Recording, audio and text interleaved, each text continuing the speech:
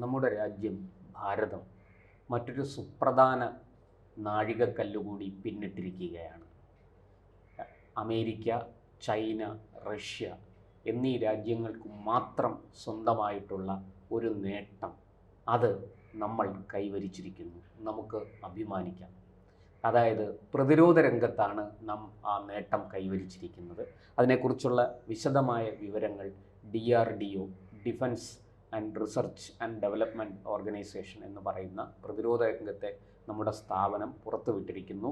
അത് നമ്മുടെ പ്രതിരോധ മന്ത്രി രാജ്നാഥ് സിംഗ് അതിനെക്കുറിച്ച് സ്ഥിരീകരണവും നൽകിയിരിക്കുന്നു. അതായത് നമ്മുടെ ഭൂമിയുടെ, നമുക്കറിയാം, ഈ ഭൂമിക്ക് മുകളിൽ അന്തരീക്ഷം എന്നൊരു ഒരു ഒരു ഒരു ഒരു ഭാഗമുണ്ട്.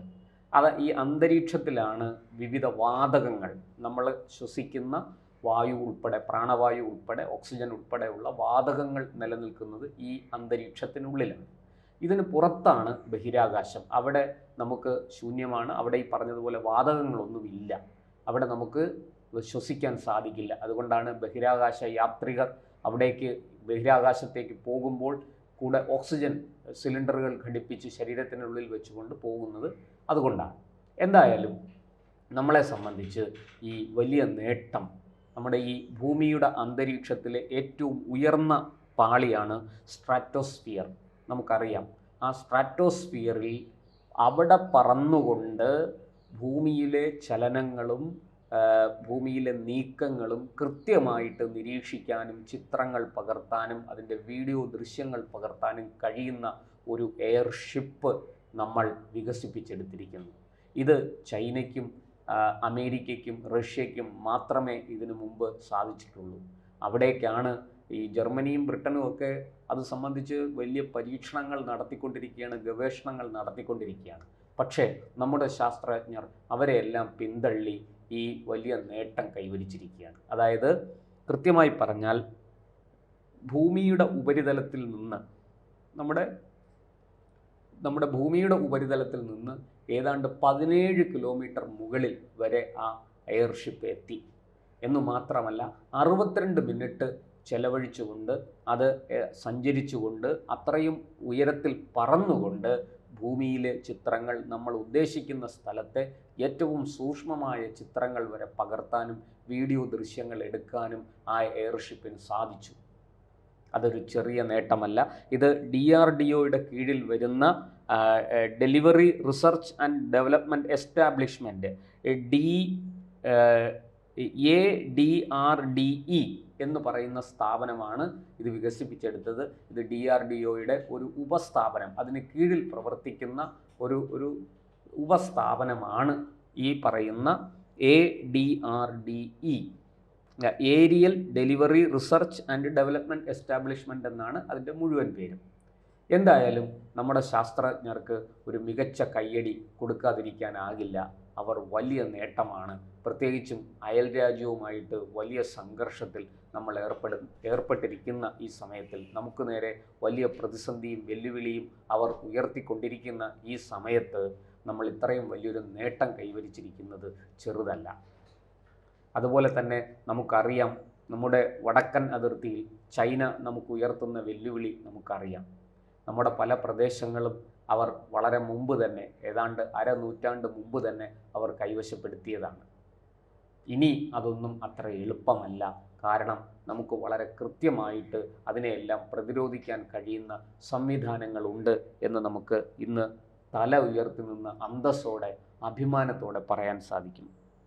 എന്തായാലും ഈ എയർഷിപ്പിനെ സംബന്ധിച്ച സ്ട്രാറ്റോസ്ഫിയറിലേക്ക് പറന്നു കയറി ഏറ്റവും ഉയർന്ന അന്തരീക്ഷ പാളിയിൽ സഞ്ചരിച്ചുകൊണ്ട് കൃത്യമായിട്ട് ഭൂമിയിലെ വിവരങ്ങൾ ശേഖരിക്കാൻ കഴിയുന്നു എന്നുള്ളത് ചെറിയ കാര്യമല്ല. അങ്ങനൊരു എയർഷിപ്പ് നമുക്ക് വികസിപ്പിക്കാൻ, ഒരു വ്യോമ സംവിധാനം നമുക്ക് വികസിപ്പിക്കാൻ സാധിച്ചു എന്നുള്ളത് വലിയ നേട്ടമാണ്.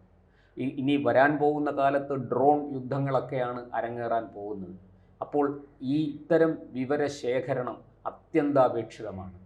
ഒരിക്കലും നമുക്ക് തെറ്റുപറ്റാത്ത, വളരെ കൃത്യമായ ലക്ഷ്യം നിർണയിച്ച് അവിടേക്ക് മാരകമായ പ്രഹരമേൽപ്പിക്കാൻ കഴിയുന്ന തരത്തിൽ ഉള്ള ഡാറ്റ, വിവരം നമ്മുടെ കയ്യിൽ വേണം. അതിന് ഈ സ്ട്രാറ്റോസ്ഫിയറിക് ഈ എയർഷിപ്പ് നമ്മളെ സഹായിക്കും എന്ന് തീർച്ചയാണ്. അപ്പോൾ ഡ്രോണുകൾക്ക് വളരെ കൃത്യമായിട്ട് തങ്ങളുടെ ലക്ഷ്യം നിർണ്ണയിച്ച് അവിടേക്ക് ആക്രമണം നടത്താൻ സാധിക്കും. അത് ഒരു ചെറിയ നേട്ടമല്ല. കഴിയുന്നത്ര നമുക്ക് ആൾനാശമില്ലാതെ, നമ്മുടെ സൈനികരുടെ ജീവൻ നഷ്ടപ്പെടാതെ, അവർക്ക് പരിക്കേൽക്കാതെ യന്ത്രങ്ങളുടെ സഹായത്തോടുകൂടി ശത്രുവിന് മാരകമായ പ്രഹരം ഏൽപ്പിക്കാൻ ഇതിലൂടെ നമുക്ക് സാധിക്കുമെന്ന് തീർച്ചയാണ്. എന്തായാലും ഇത് വളരെ ചെലവ് കുറഞ്ഞ ഒരു ഭൗമ നിരീക്ഷണമാണ്. ഇത് മാത്രമല്ല, ഇത് സംഘർഷകാലത്ത് മാത്രമല്ല, നമുക്ക് കാലാവസ്ഥ സംബന്ധമായ വിഷയങ്ങളിലും അതുപോലെ തന്നെ ചില അപകടങ്ങൾ, മുൻകൂട്ടി വരാൻ സാധ്യതയുള്ള അപകടങ്ങൾ, ഭൂകമ്പം പോലെയുള്ള കാര്യങ്ങൾ പഠിക്കാൻ അതിന് വേണ്ടുന്ന കാര്യങ്ങൾ അന്തരീക്ഷത്തിലേക്ക് അയച്ച് അവിടെ നിന്ന് അതിനെക്കുറിച്ചുള്ള യന്ത്ര സംവിധാനങ്ങൾ ഉപയോഗിച്ച് അതിൻ്റെ വിവരം ശേഖരിക്കുന്ന അത്തരം കാര്യങ്ങൾക്കും എയർഷിപ്പ് ഉപയോഗപ്പെടും എന്നാണ് ഞാൻ കരുതുന്നത്.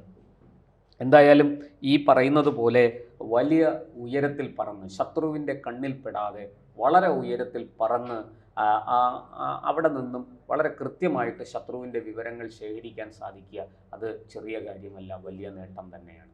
എന്തായാലും 62 മിനിറ്റ് ഈ സ്ട്രാറ്റോസ്ഫിയറിൽ കൂടെ സഞ്ചരിച്ച് ആ ഏറ്റവും ഉയർന്ന പാളികളിൽ നിലകൊണ്ട് ഈ ഭൂമിയിലെ വിവരങ്ങൾ ശേഖരിക്കാൻ സാധിച്ചു എന്ന് പറയുമ്പോൾ നമുക്ക് ആ പ്രവർത്തനത്തിൻ്റെ, ആ യന്ത്ര സംവിധാനത്തിൻ്റെ അല്ലെങ്കിൽ ആ എയർഷിപ്പിൻ്റെ ആ മഹത്വം, അതിൻ്റെ പ്രാധാന്യം നമുക്ക് മനസ്സിലാവും.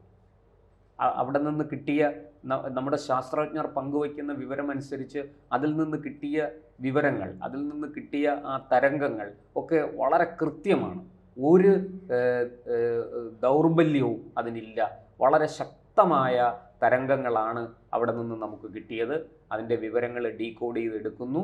വളരെ കൃത്യമായിട്ട് നമുക്കത് എന്താ പറയേണ്ട, ഒരു പിഴവുമില്ലാതെ, ഒരു പഴയൊരു മലയാള ഭാഷയിൽ പറഞ്ഞാൽ ഒരു കൈക്കുറ്റപ്പാട്, തെറ്റ് എന്നാണ് അതിനർത്ഥം, ഒരു കൈക്കുറ്റപ്പാടുമില്ലാത്ത തരത്തിൽ നമുക്ക് ആ വിവരങ്ങൾ കിട്ടിയിരിക്കും.